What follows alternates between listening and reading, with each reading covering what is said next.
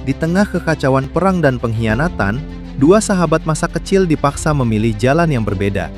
Yang satu tumbuh sebagai prajurit kerajaan, sementara yang lain bangkit menjadi simbol pemberontakan. Inilah kisah tentang pertemanan yang berubah menjadi pertarungan tak terhindarkan. Selamat datang di Fun Story, tempat di mana alur cerita paling epik kami rangkum dengan cara yang seru dan mudah dipahami. Hari ini, kita masuk ke dunia kelam era Joseon. Kisah penuh darah, kehormatan, dan balas budi dari film Uprising. Siapkan diri kamu, karena ceritanya baru saja dimulai.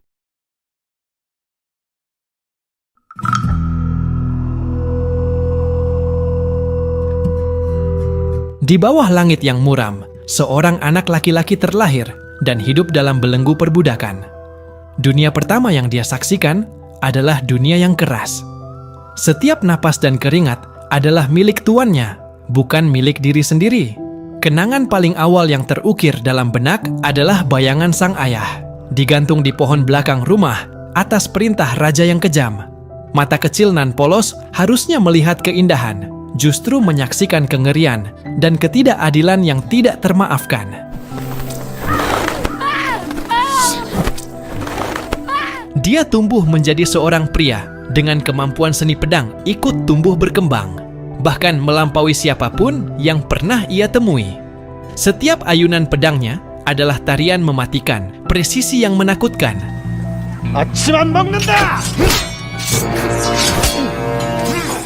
Keahliannya yang luar biasa ini tak pelak menarik perhatian. Dia ditangkap dan dianggap terlalu berbahaya, terlalu kuat, disiksa dengan brutal. Tangan yang begitu lincah memegang pedang itu ditusuk hingga tembus, sebuah upaya untuk menghancurkan kekuatan yang mengalir dalam nadinya.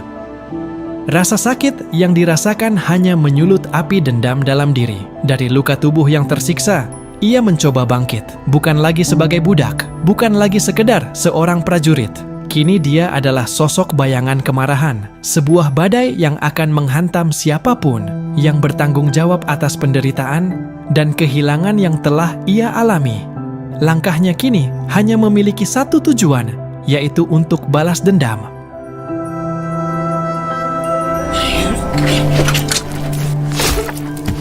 Cerita dimulai di akhir abad ke-16. Dinasti Joseon pada masa rezim Raja Seonjo yang sangat menentang persamaan derajat antara bangsawan dan kaum budak.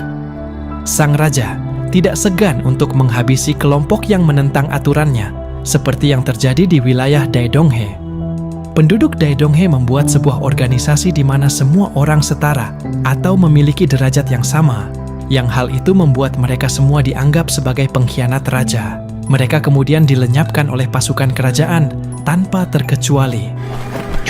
coba. 네 아비가 쓴 그림 맞느니? 대동하다.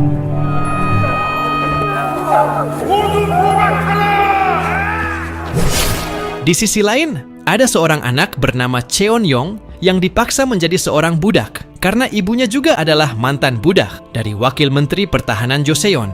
Dengan berat hati, orang tua Seon yang terpaksa harus menyerahkan anaknya itu untuk menjadi salah satu budak dari keluarga Wakil Menteri Pertahanan, di mana mereka adalah keluarga militer terbaik Joseon yang selalu lulus ujian di tiap generasi. Di sana, ada 100 budak lebih yang dipekerjakan dengan tugas yang berbeda-beda. Seperti diantaranya cleaning service, tukang masak, ART, bagian tukang cuci baju, sampai tukang pijat pribadi. Di antara semua itu, tugas Seon-yong adalah menjadi seorang pemeran pengganti untuk menerima hukuman pukul menggantikan tuannya, yaitu Yi Jong-ryo, apabila melakukan kesalahan saat berlatih pedang. Yi Jong-ryo adalah putra tunggal Wakil Menteri Pertahanan yang akan menjadi calon jenderal selanjutnya. Pekerjaan Seon itu tentu sangatlah berat. Pemeran pengganti Yi Jong-ryo sebelum Cheon-yong pun sampai meregang nyawa. Melihat itu, tentunya Seon-yong juga tak bersedia.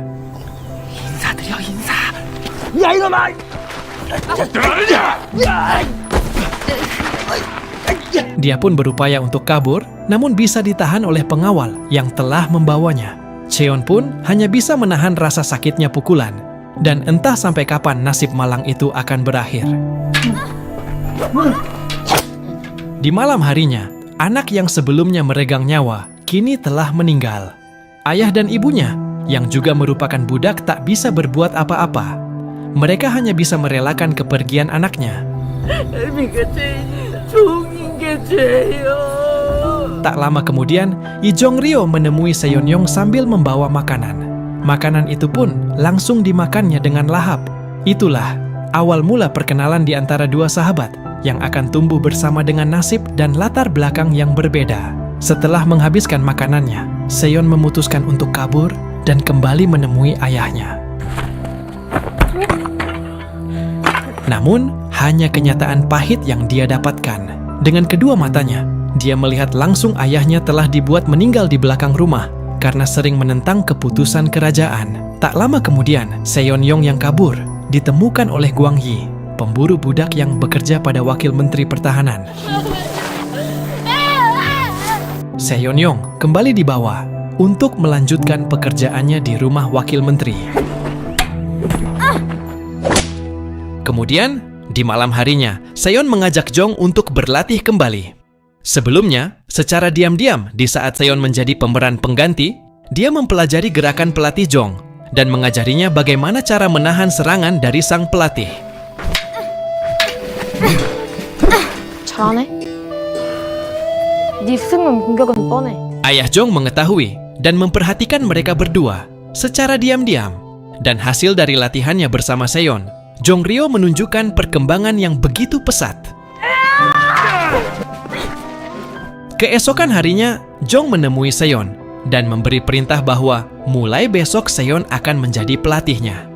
Tentunya, hal itu membuat Seon-yong sangat terharu. Sambil menangis, dia mematahkan semua ranting-ranting kayu yang akan digunakan tuannya untuk memukulnya. Seiring berjalannya waktu, keduanya tumbuh dewasa bersama dan menjadi sahabat karib. Seon tumbuh menjadi pendekar pedang yang tangguh, namun tidak begitu dengan Jong-ryo.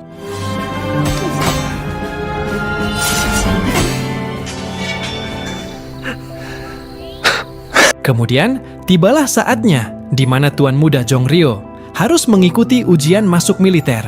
Akan tetapi, setiap kali mengikuti ujian, Jong selalu saja gagal dan menjadi bulan-bulanan dari sang ayah. Melihat kondisi itu, Seon memohon kepada tuannya untuk menjadi joki atau peran pengganti menggantikan Jong-ryo. Dia berjanji akan menjadi juara pertama, namun sebagai imbalannya, dia meminta dibebaskan sebagai budak. 도련님 대신 과장에 넣어주십시오. Ayah Jong pun setuju dengan usulan Seon. Saat ujian militer dibuka kembali, Seon pun menghentikan Jong, dan hasilnya sangatlah memuaskan. Seon pun diberi hadiah sebuah pedang yang bertuliskan nama Jong-ryo dan sebuah jubah berwarna biru sebagai lambang kekuatan. Seon pun lalu bersiap untuk pergi.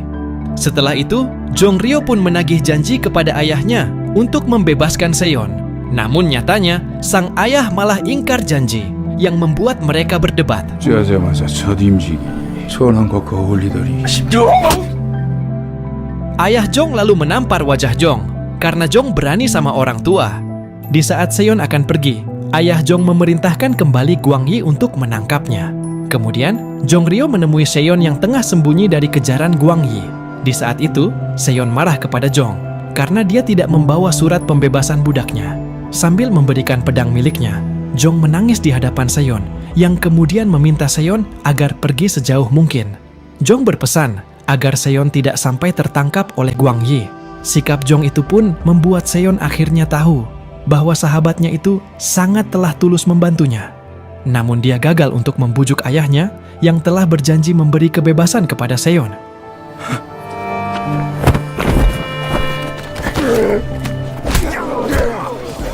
Beberapa tahun kemudian, ternyata Seon-yong kembali ditangkap oleh Gwang Yi dan pengikutnya. Dan jika terus melawan, Seon-yong diancam akan dieksekusi dan kepalanya akan digantung di alun-alun seperti para pengkhianat yang lain. Tak lama kemudian, datanglah salah satu komandan tentara karena melihat ada kegaduhan di sana. Spontan semua orang memberi hormat kepadanya. Gwang Yi lalu menjelaskan mengapa kegaduhan itu terjadi. Karena dia sedang menangkap budak yang ingin melarikan diri. Gwang Yi juga melemparkan fitnah jika Seonyong telah mencuri pedang milik tuannya. Setelah melihat pedang itu, komandan tentara pun percaya kepada Gwang Yi, karena dalam pedang itu tertulis nama Yi Jong-ryo, juara ujian militer. Seonyong pun akhirnya dibawa kembali menemui keluarga militer tuannya dahulu. Dengan perasaan yang sangat kesal, Seon menceritakan bahwa perlakuan kepadanya sangat tidak sesuai dengan jasa yang dia berikan selama ini. Sontak, ayahnya Jong-ryo lalu menusukkan pedang karena takut jika si Seon akan membocorkan mengenai joki saat ujian, di mana hal itu akan menimbulkan aib pada nama besar keluarganya. Namun Seon tak ada rasa takut sedikit pun. Dia malah menggigit ujung pedang dan meminta untuk segera dieksekusi.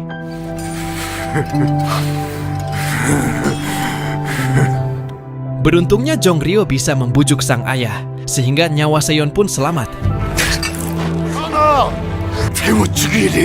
Kemudian, sebelum dihukum, Seonyong berjanji pada dirinya sendiri di hadapan Jong-ryo bahwa dia akan menghabisi seluruh anggota keluarganya Jong dan akan membakar mereka semua hidup-hidup.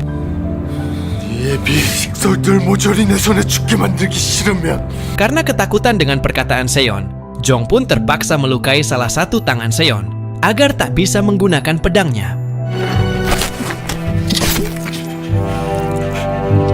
Tangan yang dulunya berjasa itu sekarang telah dirusak oleh anak manja yang tidak tahu cara berterima kasih.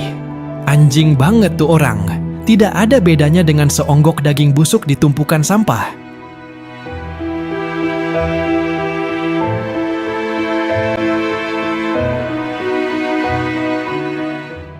Di malam harinya, pengawal kerajaan memberi kabar kalau kapal-kapal induk pasukan Jepang sudah memasuki wilayah Joseon untuk menginvasi. Raja Seonjo yang lemah dan egois lalu memilih untuk meninggalkan ibu kota dan pergi ke utara untuk mendirikan istana baru. Dan untuk mempertahankan kekuasaan sang raja, Jong-ryo sebagai lulusan militer terbaik ditugaskan untuk mengawal sang raja. Sementara keluarganya diminta untuk menyusul secara diam-diam setelah ayahnya kembali dari istana. Di saat hendak pergi, Jong-ryo dibuat kaget karena pedangnya tidak ada di tempat. Dia pun curiga kepada Seonyong dan kemudian pergi ke dalam gudang untuk memeriksa keadaan Seon. Namun nyatanya Seonyong masih pingsan dan belum juga siuman. Karena tak punya banyak waktu, Jong-ryo pun segera pergi tanpa membawa pedangnya. Setelah Jong-ryo pergi, barulah terungkap si pencuri pedang adalah seorang budak yang sudah tak tahan diperlakukan seperti binatang. Dia pun mengajak semua budak yang lain untuk melakukan pemberontakan. Di malam itu, semua keluarga Jong dihabisi pasukan para budak. Ibu Jong dibakar hidup-hidup bersama surat budak milik mereka. Sementara ayahnya, yaitu wakil komandan militer, ditikam hingga meninggal di tempat. Kediaman Jong pun dibakar, dan semua barang berharga dijarah para budak. Beruntungnya, istri dan anak Jong-ryo masih selamat karena bersembunyi.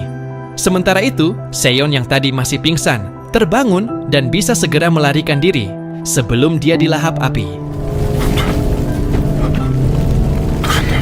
Seon lalu menemukan pedang Jong-ryo dan juga jubah biru kebesarannya.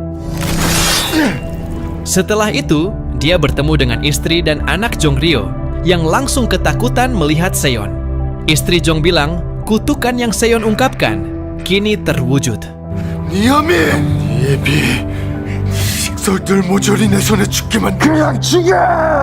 Tapi meskipun begitu, Seon mau menolong istri Jong-ryo.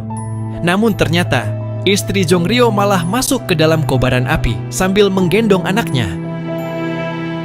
Kemudian, Gwang Yi tiba di tempat kediaman tuannya.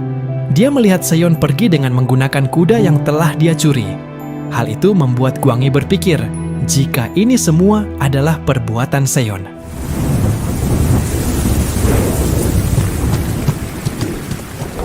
Sementara itu, Raja Seonjo yang sedang meninggalkan ibu kota dibuat kaget karena melihat istananya dari kejauhan sudah dilahap api. Padahal menurut keterangan, pasukan Jepang belum sampai di ibu kota. Kemudian, komandan tentara mendapat kabar kalau memang pelakunya memang bukan dari pihak Jepang, melainkan rakyatnya sendiri yang sudah memberontak. Hal itu dilakukan sebagai bentuk kekecewaan kepada sang raja yang telah meninggalkan rakyatnya.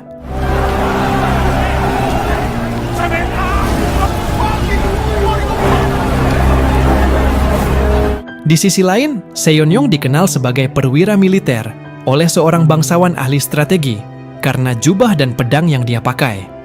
Kemudian, dia diajak pergi ke pusat persenjataan untuk merekrut rakyat Joseon dalam melawan penjajah. Sebagai imbalannya, rakyat Joseon akan diberi penghargaan dan akan dibebaskan dari perbudakan. Sehingga, banyak rakyat yang ikut bergabung bersama bangsawan. Di antaranya ada seorang pemuda yang ahli menggunakan ketapel dan juga seorang jagal. 백정놈 살다 얼른 이리 서시오. 자. Tak lama kemudian, pasukan Jepang sampai di ibu kota Joseon. Mereka dipimpin oleh sang komandan, bernama Genshin Kikawa, dengan sifatnya yang amat kejam. Genshin memasuki setiap wilayah Joseon, layaknya tempat berburu, sehingga menimbulkan rasa takut di hati rakyat Joseon.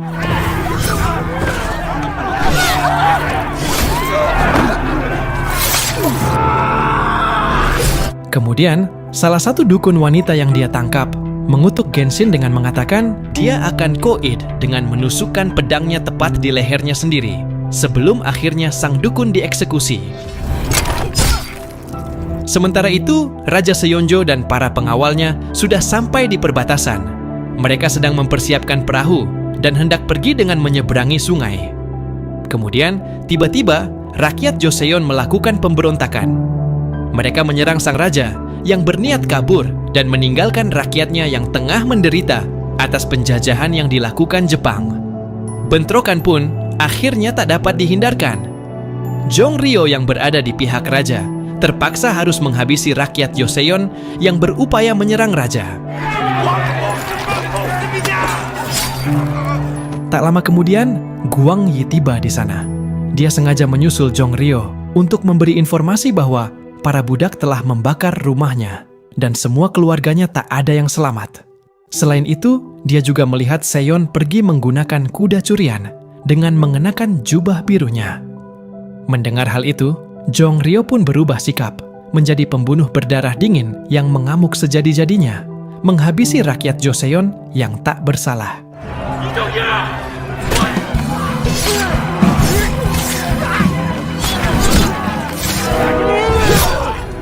Padahal aslinya, rakyat Joseon hanya meminta perlindungan dan keadilan. Mereka juga ingin selamat dari invasi Jepang dengan ikut serta menaiki perahu. Namun Raja Seonjo yang egois hanya bisa menelantarkan rakyatnya dan mementingkan kepentingan pribadinya. Setelah Raja Seonjo dan pasukan kerajaan berhasil menaiki perahu, sang raja lalu memerintahkan untuk membakar dermaga kapal agar pasukan Jepang tak bisa mengejarnya. Namun, tindakan tersebut bukan tanpa resiko. Jika dermaga dihancurkan, maka jalur evakuasi rakyat Joseon akan terputus.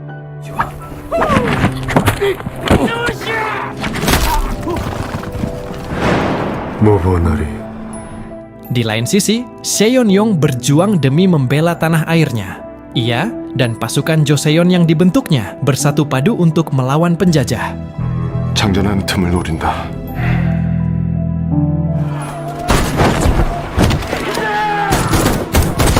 Namun karena pasukan Jepang memiliki persenjataan yang lengkap, pasukan Seonryong bisa dipukul mundur, serta banyak dari mereka yang menjadi korban. Seonryong lalu mengambil inisiatif untuk menyerang garis depan musuh.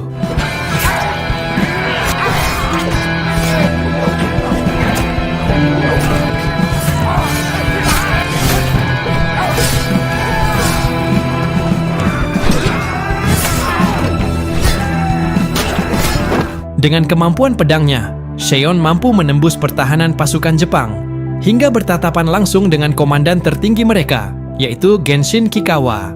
Mereka berdua pun akhirnya melakukan pertarungan yang mendebarkan. 내 신분은 개고.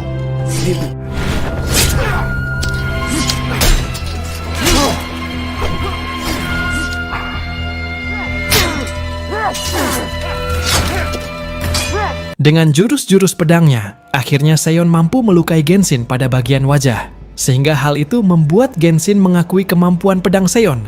Namun sayangnya, Seonryong sangat kelelahan. Si komandan Jepang itu pun kembali menyerang Seon hingga membuat pedangnya melayang.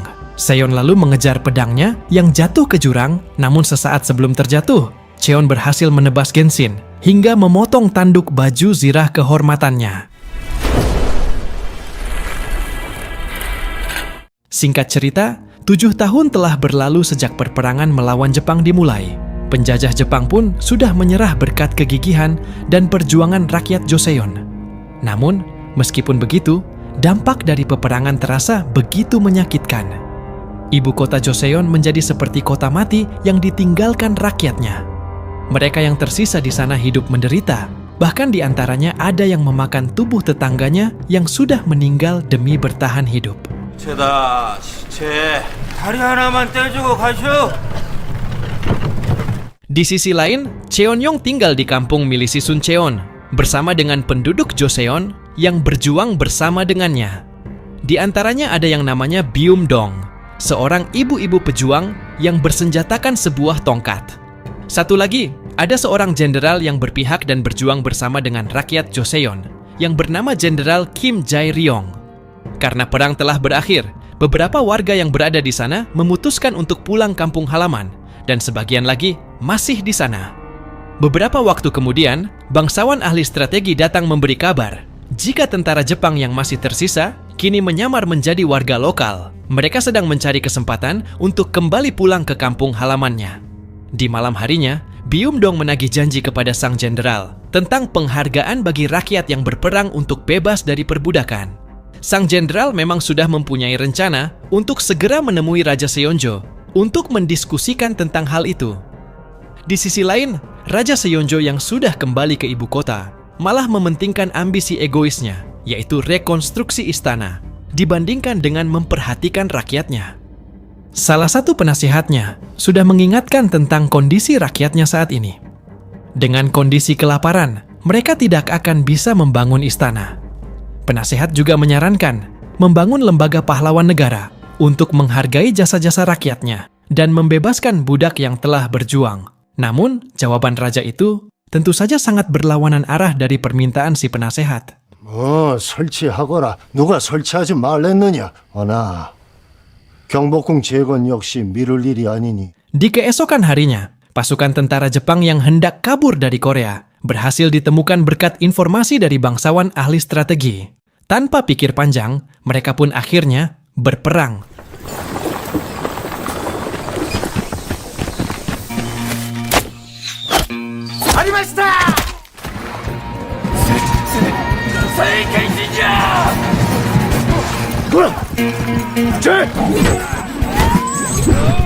Cheonyong yang diberi julukan Dewa Pedang Berjubah Biru bersama pasukan Joseon akhirnya mampu menangkap pasukan Jepang yang tersisa.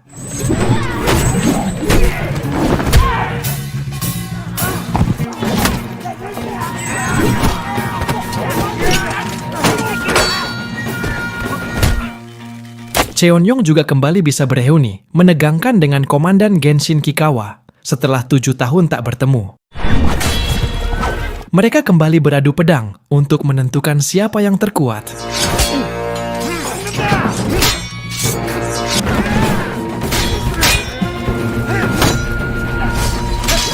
Mereka berdua saling sabet dan bisa melukai satu sama lain. Akan tetapi, pertempuran mereka tak berlangsung lama karena mereka diganggu oleh Byum-dong dan kawan-kawan yang menangkap Genshin dengan sebuah jaring. Rencananya, Jenderal Kim akan membawa mereka kepada sang raja untuk melakukan negosiasi, yang dimana akhirnya diketahui bahwa pasukan Jepang tersebut merupakan momok hantu bagi rakyat Joseon selama ini, yaitu hantu topeng goblin dan pakaian perang Jepang yang disembunyikan pasukan Jepang.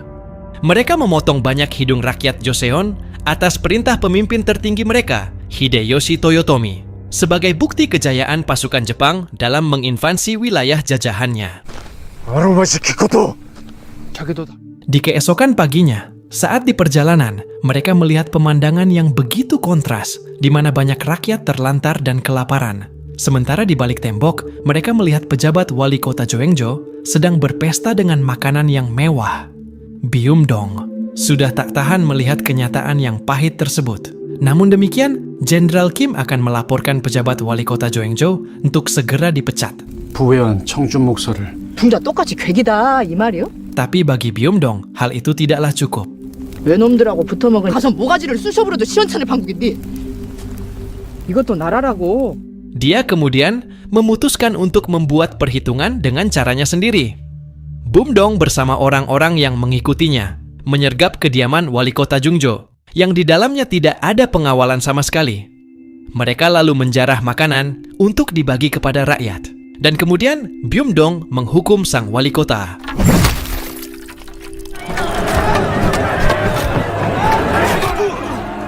Keesokan harinya, kedatangan Jenderal Kim dan rombongannya di ibu kota disambut dengan penuh sukacita oleh rakyat Joseon. Sementara itu, Jong-ryo yang saat itu sedang bersama sang raja melihat dari kejauhan kedatangan Jenderal Kim bersama dengan Cheon-yong, yaitu orang yang dia yakini telah membantai keluarganya. Sehingga dia pun menghasut sang raja dengan hal negatif tentang mereka. Ditambah lagi, seorang utusan membawa surat yang memberitahukan bahwa wali kota Joengjo telah meninggal, yang mana pelakunya adalah pengikut Jenderal Kim.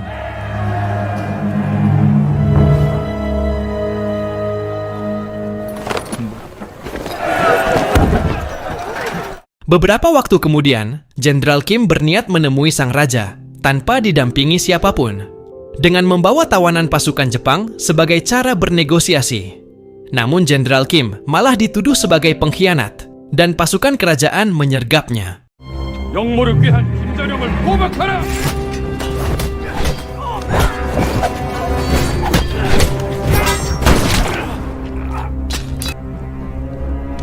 Begitu pula dengan Cheon-yong dan para pejuang yang lain, mereka dikepung pasukan kerajaan dari berbagai sisi.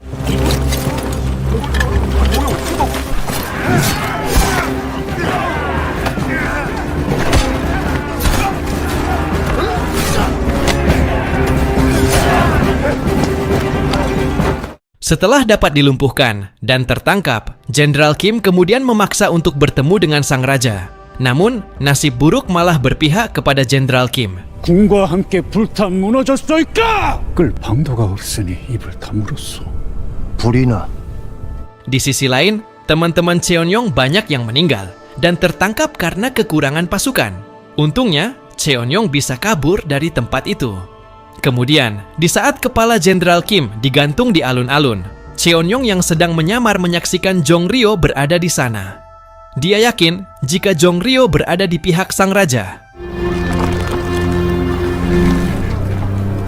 Malam harinya, di saat Jong-ryo pulang ke rumah, dia menemukan pasukan pengawalnya telah habis oleh kengerian jurus pedang Cheon-yong. Di sana, Cheon-yong sedang menunggunya untuk membalas perbuatan yang telah membuat Jenderal Kim dipenggal.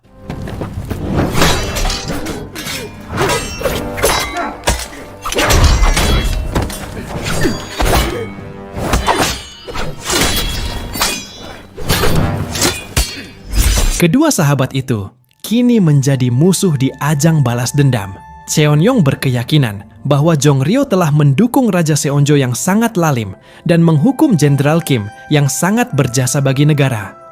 Sedangkan Jong-ryo menyimpan dendam kepada Cheon-yong yang berkeyakinan dia telah menghabisi semua keluarganya. Cheon-yong berhasil menusuk tangan kiri Jong-ryo seperti apa yang telah dilakukan kepadanya dahulu. Namun, di saat akan dihabisi, Guang Yi tiba untuk membantu tuannya. Tak banyak kata, Cheon-yong langsung membabat tangan Guang Yi, lalu menghabisinya.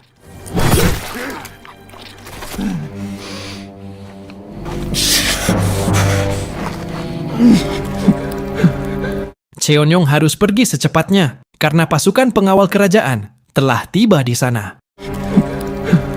Setelah kematian Jenderal Kim, kerusuhan terjadi di mana-mana sebagai bentuk kekecewaan rakyat kepada sang raja, sehingga hal itu membuat Jong-ryo menjadi sasaran kemarahan Raja Seonjo. Karena dialah dalang yang memberi gagasan dan ide untuk menghukum Jenderal Kim. Untuk meredakan amarah sang raja, Jong-ryo memberi sebuah benda antik yang dibawa oleh tawanan pasukan Jepang. Dia juga mengatakan bahwa ada lebih banyak lagi harta karun yang disembunyikan.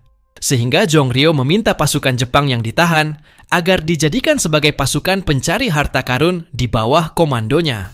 Di hadapan semua penasehat, Komandan Genshin diangkat menjadi komandan pasukan Jepang yang diberi nama pasukan Kim. Semua penasehat sudah berupaya untuk mencegah hal tersebut terjadi. Namun, seperti biasa, keputusan sang raja adalah mutlak. 를 모혈하여 전교에 Di sisi lain, Cheonyong membawa semua kepala yang dipenggal oleh sang raja dan kembali menemui pasukan Byom-dong. Sesampainya di sana, dia pun langsung pingsan. 아니 벼슬이라도 받은 줄 알았더니 Di keesokan harinya, semua kepala yang dibawa Cheonyong langsung dimakamkan dengan layak. Byom-dong dan semua pasukannya tidak bisa menahan kesedihan mereka. Byom-dong melampiaskan kemarahannya kepada Cheonyong karena dia tak mendengarkan perkataannya untuk tidak menemui sang raja saat itu. Di tengah-tengah kemelut itu, Cheonyong mampu kembali membakar semangat para pejuang. Mereka mengajak semua pasukan yang tersisa untuk memberontak demi melengsarkan Raja Seonjo. Akan tetapi, dengan sisa pasukan yang ada saat ini, sangatlah mustahil untuk menembus pertahanan istana. Mereka lalu membuat rencana untuk merekrut banyak pasukan dengan modal harta karun peninggalan Jepang yang letaknya tidak jauh dari saat pasukan Jepang sebelumnya ditangkap. Mereka pun bergegas mencari benda-benda tersebut dan dengan mudah mereka menemukannya. Akan tetapi, tiba-tiba Cheonyong dan Byom-dong ditangkap oleh bangsawan ahli strategi dan semua anggota yang telah memilih jalan lain. Mereka memilih untuk menikmati harta karunnya dibanding melawan sang raja. Mereka kemudian membawa peti-peti tersebut dan meninggalkan Cheonyong serta Byom-dong dengan kondisi terikat. 무덤 싣고 가는 것인지! 범정도님! 싫다는 막내는 무덤 Kemudian di tengah jalan, pemuda ahli ketapel yang biasa dipanggil si Bumsu memaksa untuk kembali kepada Cheonyong. 돌아가고 싶네. Bangsawan dan teman-temannya pun kembali melanjutkan perjalanan pulang. Namun tiba-tiba, di tengah jalan, mereka diserang oleh pasukan aliansi Jepang dan aliansi kerajaan yang dipimpin oleh Jongryeo.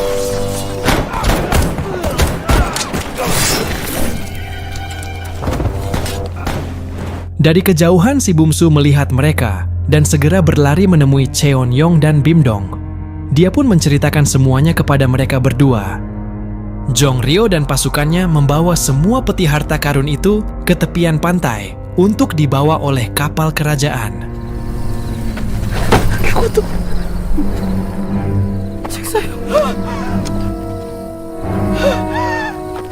Dan tanpa diduga, Jongryeo berupaya menghabisi semua aliansi pasukan Jepang dengan senapan.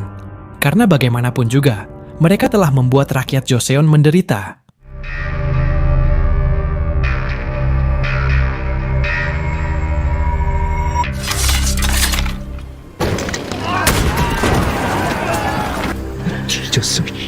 Namun ternyata, senapan-senapan itu malah menjadi senjata makan tuan karena pasukan Jepang sebelumnya telah membuat senapan tersebut tersumbat. Mereka pun akhirnya berperang dengan menggunakan pedang.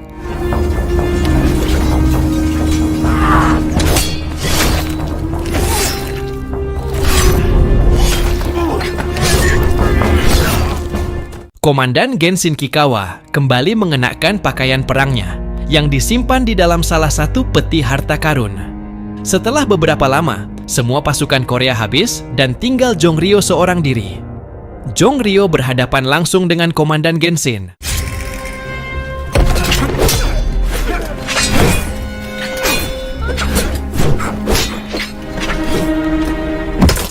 Sementara dari balik kabut, muncullah Cheonyong yang menyerang mereka dan menjadikan aksi pedang-pedangan itu sebagai battle royale. Dengan ganas, mereka saling serang satu sama lain. Sementara itu, sisa-sisa pasukan Jepang yang ada dihabisi semua oleh Byom-dong dan si Bumsu.